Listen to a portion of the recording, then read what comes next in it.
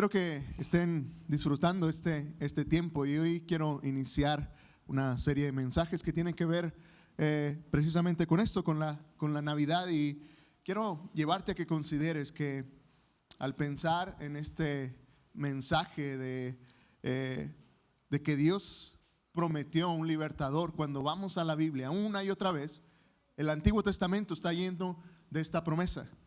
Una y otra vez Dios prometió que enviaría a un Mesías, a un libertador. Lo enviaría a un mundo que estaba quebrantado, a un mundo que estaba roto, a un mundo que necesitaba ser restaurado y renovado. Y entonces la Biblia, en el Antiguo Testamento, está lleno de estas promesas. Déjame leerte solo algunas de ellas, y si quieres buscarla en tu Biblia o escucharlas está bien. La primera que quiero mencionarte está en Isaías capítulo 9, los versículos del 1 al 7. Comienza diciendo la palabra del Señor: pero no siempre habrá oscuridad para la que ahora está angustiada.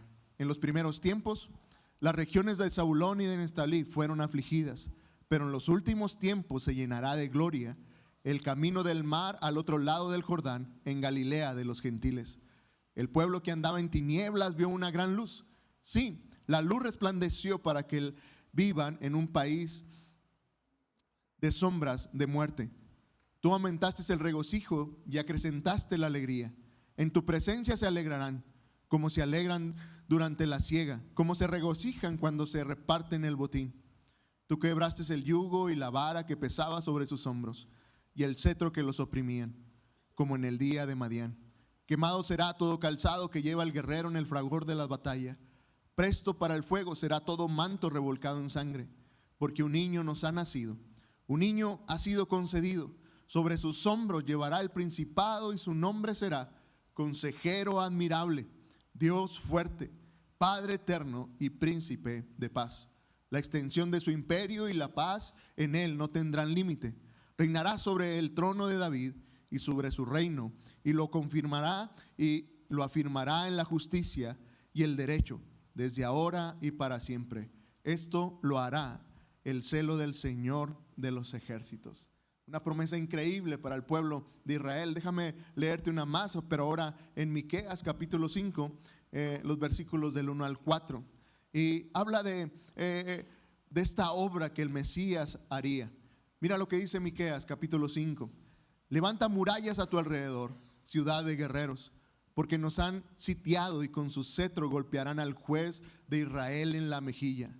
Tú, Belén Efrata, eres pequeña para estar en la familia de Judá, pero de ti me saldrá el que será el Señor en Israel.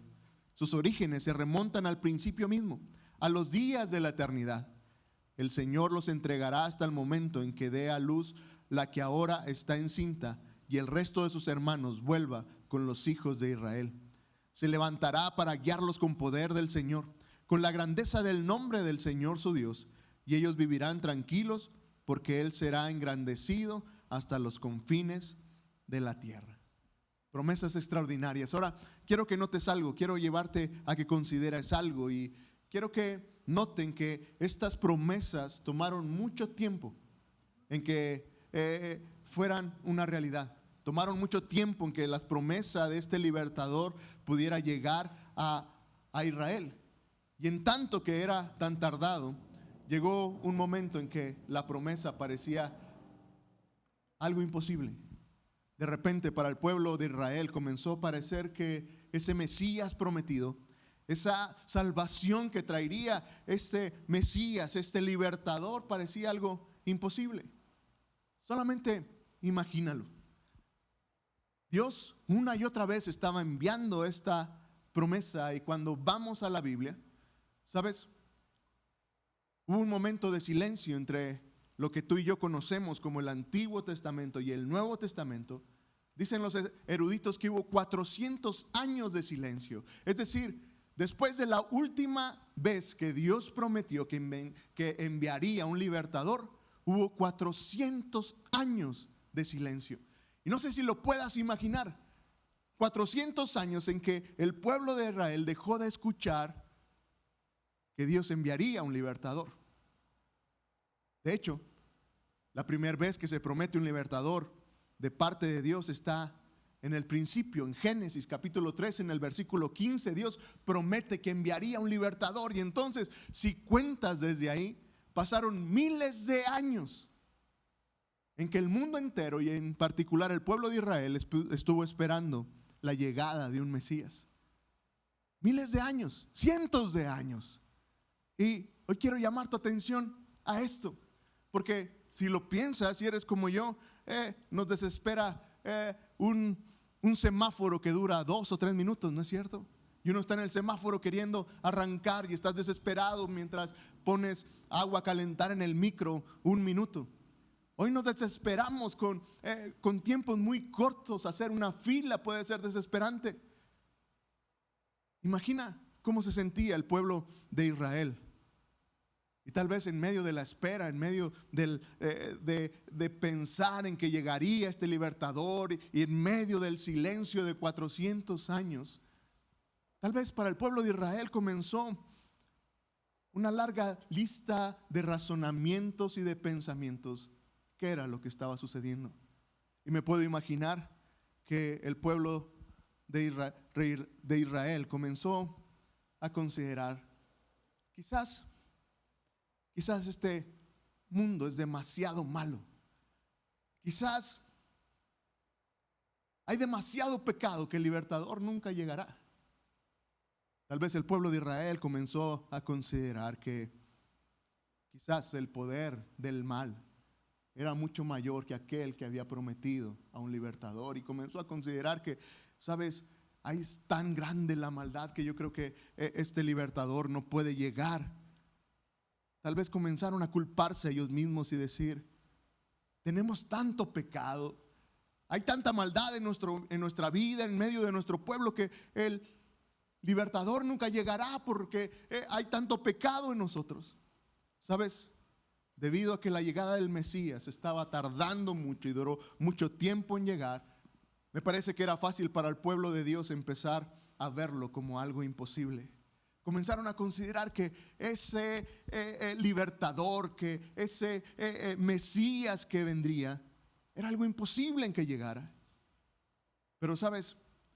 Es extraordinario este tiempo porque nos hace recordar que después de 400 años, de repente de un silencio de 400 años, el silencio se rompe por la noticia de que aquello que era aparentemente imposible se volvería una realidad.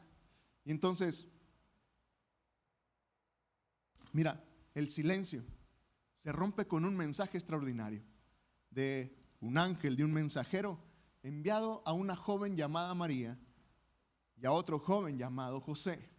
Y déjame llevarte otra vez a estos mensajes de los ángeles para María y José. Se vuelven tan relevantes porque es donde se rompe el silencio de miles de años de que llegaría un Mesías, un Salvador. Lucas capítulo 1, los versículos 26 en adelante. Nota lo que dice. Dice que Dios envió al ángel Gabriel a la ciudad de Galilea de Nazaret para ver a María, una virgen que estaba comprometida con José, un hombre que era descendiente de David. El ángel entró en donde ella estaba y le dijo: salve, muy favorecida, el Señor está contigo. Cuando ella escuchó estas palabras se sorprendió y se preguntaba qué clase de saludo era ese. El ángel le dijo: María, no temas, Dios te ha concedido su gracia.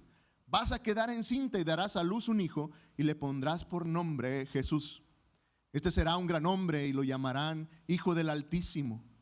Dios, el Señor, le dará el trono de David su padre y reinará sobre la casa de Jacob para siempre, y su reino no tendrá fin. Pero María le dijo al ángel: ¿y eso cómo va a suceder? Nunca he estado con un hombre. El ángel le respondió: el Espíritu Santo vendrá sobre ti y el poder del Altísimo te cubrirá con su sombra. Por eso el santo ser que nacerá será llamado Hijo de Dios.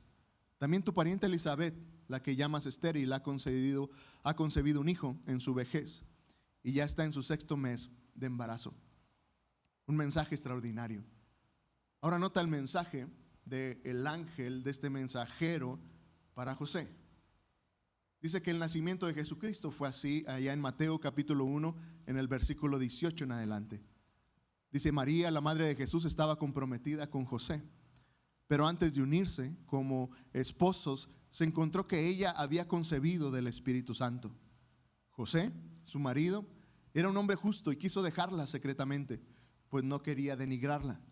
Mientras José reflexionaba al respecto, un ángel del Señor se le apareció en sueños y le dijo: José, hijo de David, no temas recibir a María tu mujer, porque su hijo ha sido concebido por el Espíritu Santo.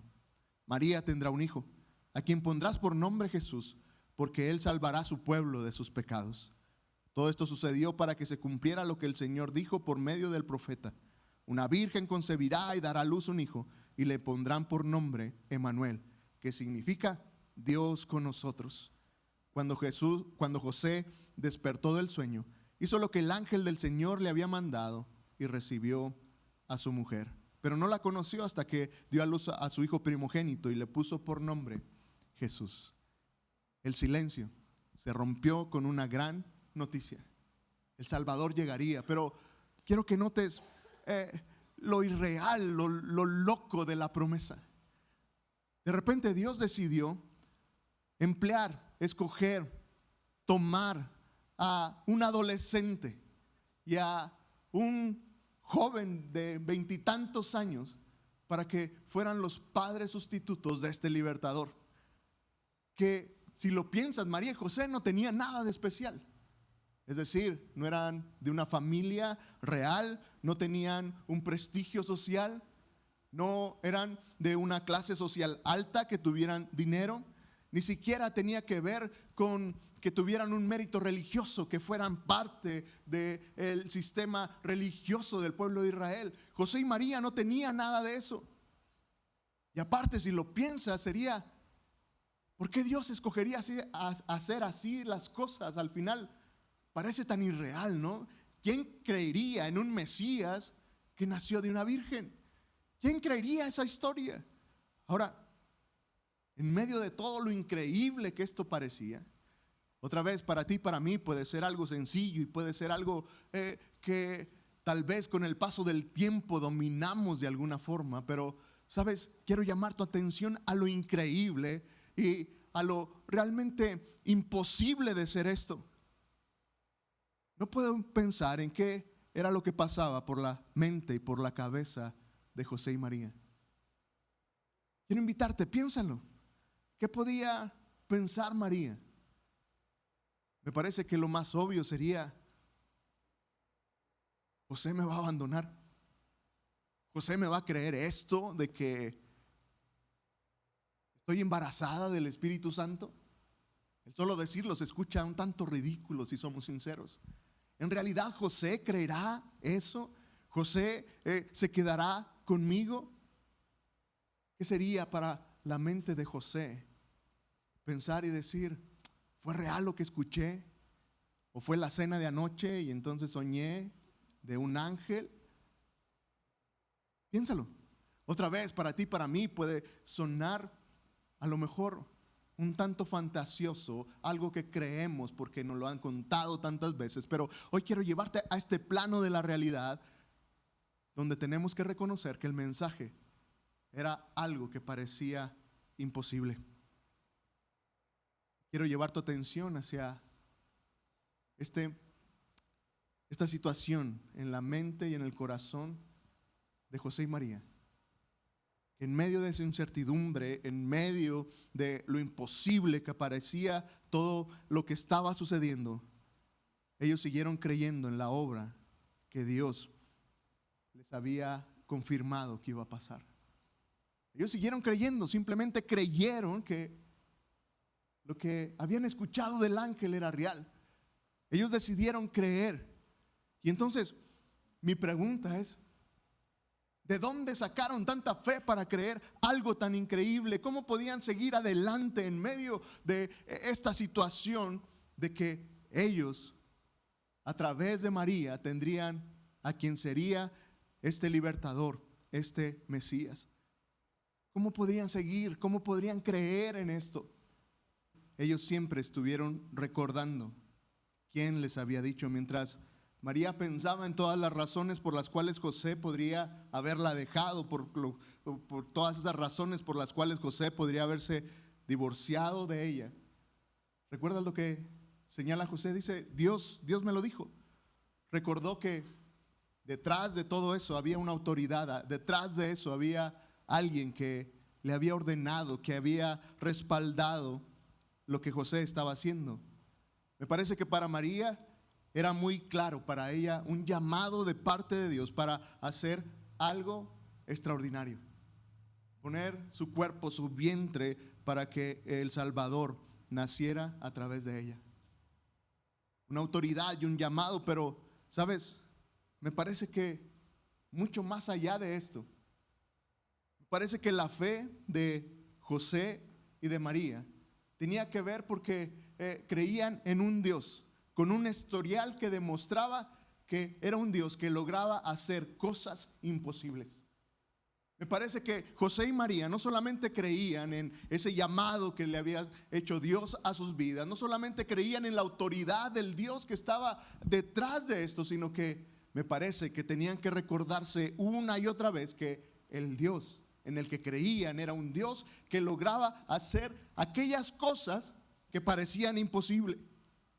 Y creo que José y María comenzaban a recordar cómo Dios había levantado el pueblo al que pertenecían desde una familia muy pequeña, de cómo su pueblo Israel nació a través de una sola persona, de una familia. Me parece que José y María comenzaban a recordar cómo Dios sacó y rescató a su pueblo de la opresión de aquella potencia mundial de Egipto con 10 plagas, y cómo partió el mar en dos. Y cómo Israel pudo pasar en medio de ese mar en seco. Y me parece que una y otra vez José y María tenían que recordarse, tenemos un Dios que hace cosas imposibles. Y recordaban cómo Dios les entregó una tierra cuando no tenían nada, un pueblo que no podía poseer nada, y Dios les entrega una tierra extraordinaria, una tierra riquísima, una tierra que fluía leche y miel, una descripción extraordinaria.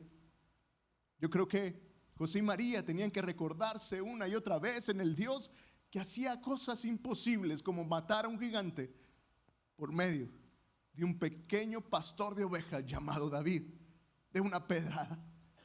Y una y otra vez me parece que José y María tenían que recordarse, el Dios en el que creían era un Dios que no solamente se trataba de la fe de ellos, sino que se trataba de un Dios que había comprobado, que había probado que hacía cosas imposibles. Y de ahí surgía aquella fe de José y de María. Me parece que María tenía una historia especial, una historia en particular que podría recordar que tenía ese Dios que hacía cosas imposibles. Me parece que María recordaba esta historia de cómo comenzó el pueblo de Israel con Abraham y Sara, teniendo a un pequeño en una situación imposible. Abraham y Sara, avanzados en edad, ya eran ancianos. Sara, una mujer estéril. Dios envía a un niño en medio de eso. Me parece que María podía atesorar esta historia en su corazón y volver a recordar que tenía un Dios que hacía cosas imposibles. La venida del Mesías no podía caer en una situación imposible, porque Dios había probado que Él era capaz de hacer cosas imposibles. Sabes, me parece que al pensar en esto tan extraordinario, hay algo que tú y yo debemos de recordar como iglesia, y que tú y yo debemos de tener bien presente, y tiene que ver con que Jesús volverá. Mira, la segunda venida de Jesús, en tanto tarda mucho en llegar, puede resultar fácil para nosotros, para la iglesia, considerar que esto es algo imposible. Porque otra vez, cuando vas a la Biblia, lees a A un Pablo, lees a un Pedro diciendo que el Señor está cerca, pero han pasado siglos, han pasado cientos de años y Jesús no ha venido. Y entonces, ¿sabes? Hoy quiero llamar tu atención ante esto práctico para ti, para mí, que tiene que ver con que tenemos una promesa. Y que igual que el pueblo de Israel esperó cientos de años la primera venida de Jesús, ¿sabes? Igualmente nosotros hemos esperado cientos de años por una segunda venida. Y la segunda venida de Jesús, que está en camino, que está en esa promesa y que tarda en llegar, puede ser fácil que como iglesia lo olvidemos y que creamos que es imposible que Dios vuelva. Y entonces, ¿sabes? Al pensar en el mensaje de la Navidad, no puedo dejar pensar en que estamos en una posición muy similar. El mundo en el cual hoy vivimos está en una profunda desesperanza. Es fácil voltear a ver y ver el sufrimiento que el mundo tiene hoy. Una increíble maldad a nuestro alrededor, no solamente en nuestro país, sino alrededor del mundo. Es increíble la maldad que hay. Antes, tú y yo podríamos confiar en ciertas cosas. Podíamos pensar que los gobiernos serían suficientemente poderosos para contener tragedias y para llevar a un país y sacar a flote economías, pero hoy ya no podemos confiar en eso. Antes podríamos confiar en nuestro dinero y podíamos confiar en nuestras posesiones, pero cada vez la vida es más incierta. La verdad que en el mundo en el que vivimos se vive una gran desesperanza hacia el futuro. Políticamente, económicamente, ver hacia el futuro se vuelve cada vez más difícil, sin menos esperanza. Y otra vez, ¿sabes? Como la llegada de Jesús tarda tanto en llegar y ver tanta maldad en el mundo, pudiera ser fácil que como iglesia nos olvidemos que un día Jesús volverá. Que eso no es imposible, que Dios lo prometió y que eso será posible. Y entonces, este es mi punto. Mira, la segunda venida de Jesús nunca debería de considerarse como algo imposible, porque nuevamente todas las cosas ya han sido probadas. Y pensar en que Jesús volverá otra vez, me parece que tenemos todo para volver a poner nuestra esperanza en esta realidad. Porque Dios lo probó. Y me parece que entonces las palabras de aquellos ángeles, de aquellos mensajeros para José y para María también son para nosotros. Tienen algo que ver contigo y conmigo, porque si lo piensas, el mensaje que el ángel trajo a José y a María tenía dos lados. Por un lado, era una declaración, una promesa de parte de Dios. Enviaré a un libertador. Vendrá alguien que lo rescatará, vendrá alguien que marcará la diferencia. Pero el otro lado de la moneda tenía que ver con la fe. Tenía que ver, ¿crees en la promesa? El mensaje de los ángeles a José y a María tenía estos dos lados. Una promesa, pero también una invitación. Una invitación a confiar en el Dios que hace que las cosas imposibles se vuelvan posibles. Y entonces, ¿sabes? Me parece que en medio de nuestras vidas hoy, tú y yo debiéramos de considerar, ¿dónde estamos? Hay una promesa de parte de Dios que volverá. Muchas veces como iglesia podemos entenderla y leerla y hablar de ella, pero la otra gran pregunta es, ¿lo crees? Porque eso marca la forma en que tú y yo vivimos. Si realmente creemos que Jesucristo puede volver en cualquier momento, porque no sabemos ni el día, ni la hora, ni el cómo. Lo único que sabemos es que hay una promesa de que Dios volverá. Y entonces la pregunta es, ¿lo creemos? ¿Lo crees en realidad? Y la pregunta es, ¿cómo podemos creerlo? ¿Cómo sería el hecho de creerlo de todo corazón? Y me parece que nuevamente caemos en el mismo punto. La única forma de sacar fe para entender y creer de todo corazón de que un día Jesucristo volverá es porque podemos ver hacia el pasado y volver a recordar que tenemos un Dios que hace cosas imposibles. Y, ¿sabes? La verdad me parece que no es tan difícil en nuestra vida ver hacia atrás, pensar que cosas parecían imposibles y que Dios hizo. José y María pensaron y recordaron todo lo que Dios había hecho en medio de su pueblo. Pero hoy quisiera que lo volviéramos un poco más personal. Mira, cuando veo mi vida y pienso en esos grandes milagros de Dios en nuestra vida, un gran milagro en nuestra vida fue la llegada de mi hija Raquel. Por 6 años buscamos quedar embarazados y no se podía, y después de varios intentos y muchos tratamientos y mucho dinero invertido, parecía imposible.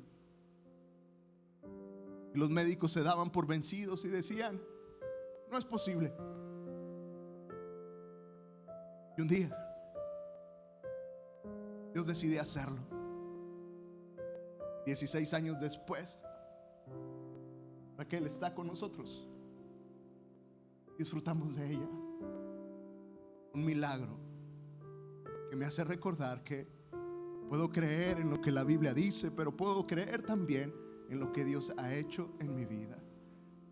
Estoy seguro que tú puedes ir hacia el pasado y pensar y recordar esos eventos en que Dios ha hecho cosas que parecían imposibles en ti, pero que se volvieron posibles. ¿Sabes?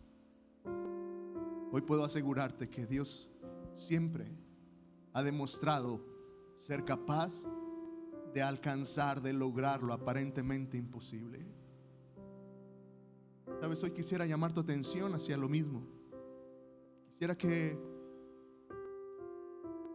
pensaras en este José y esta María que mientras esperaban, mientras parecía que todo lo que sucedía a su alrededor era tan irreal, podían recordar y confiar en lo que Jesús, en lo que Dios ya había hecho en medio de ellos. Pensar en la segunda venida de Jesús nunca debiera de considerarse imposible. Eso debiera marcar nuestras vidas. Nuestras vidas no podrían seguir igual si tú y yo entendemos que un día Jesús volverá. Tu día no puede ser el mismo. Mañana no te puedes levantar igual, y hoy no puedes salir de la iglesia igual si crees que Él puede regresar esta noche o el día de mañana. Pero para tener esa fe necesitamos volver a este punto de recordar lo que Dios ha hecho. Mira, me parece que la temporada de Navidad nos sirve para recordar que tenemos un Dios que cumple promesas, que la venida de este Jesús, esta primera llegada, trajo un giro tremendo a este mundo. Cambió la dirección que el mundo tenía cuando Jesús intervino en la humanidad. Este mundo que estaba siendo acosado por la desesperanza, la vergüenza, la tristeza, por un mundo que estaba roto, que estaba destruido, que no había para dónde ir. ¿Sabes? La llegada de Jesús provocó un gran cambio. Y un mundo que no tenía esperanza, un mundo que vivía en la oscuridad del pecado y la maldad, de repente fue un mundo que brilló una esperanza. De repente una paz que podía llenar los corazones y un gozo que se podía experimentar de una manera real. Un mundo que estaba perdido en una desesperanza total, en una soledad y en una vergüenza en medio de su vida, encontró que había alguien que le amaba. La llegada de Jesús, aquella primer Navidad, cambió el rumbo del mundo hacia un mundo de esperanza, de paz, de alegría y de amor. ¿Sabes qué es lo extraordinario? Que Jesús sigue haciendo lo mismo en la vida de todos aquellos que permiten que Jesús venga a su vida. Todos aquellos que lo reciben como Rey y Salvador de su vida siguen experimentando lo mismo. Un cambio de rumbo, un cambio de dirección en la vida. Vidas que son rotas pueden ser transformadas y cambiadas. Vidas que no tienen esperanza ni propósito encuentran sentido y esperanza no en las circunstancias de este mundo, sino en un Dios que todo lo puede. Vidas que están atormentadas por la carga del pecado, por la incertidumbre de este mundo, encuentran una paz, no en el periódico ni en las noticias, no en una cuenta de banco o en un buen trabajo. Encuentran paz en un Dios que todo lo puede. En medio de todo el dolor y en medio de todas las situaciones complicadas de esta vida, increíblemente aquellos que tienen a Cristo encuentran verdadera alegría y gozo. Donde parece imposible, Dios trae gozo por ese amor inquebrantable, ese amor incondicional que Dios tiene para cada uno de nosotros. Sabes, en los siguientes domingos quiero que sigamos pensando en esto, pero si hoy no recuerdas nada y tienes que ver Chosen otra vez para recordar este mensaje, simplemente recuerda esto: nada es imposible con Dios. No sé cómo llegaste aquí esta mañana. No sé cuál sea tu carga, no sé cuál sea tu petición, no sé qué es lo que hay en ti, lo que te parece imposible. Tal vez hoy tengas que recordar y volver a pensar que tenemos un Dios que no hay imposibles para Él. Que tenemos un Dios que trae esperanza, que nos da una expectativa segura de lo que Él puede hacer. Un Dios en el cual tú y yo podemos confiar, no solamente por lo que nos dicen, sino por lo que Él ya ha hecho. No solamente por lo que alguien puede declarar quién es Dios, sino por lo que Él es y lo que Él hace. Y hoy entonces con toda seguridad puedo decirte: nada es imposible con Dios para ti. Y ojalá y esto pueda traer esperanza y seguridad a tu vida en este día.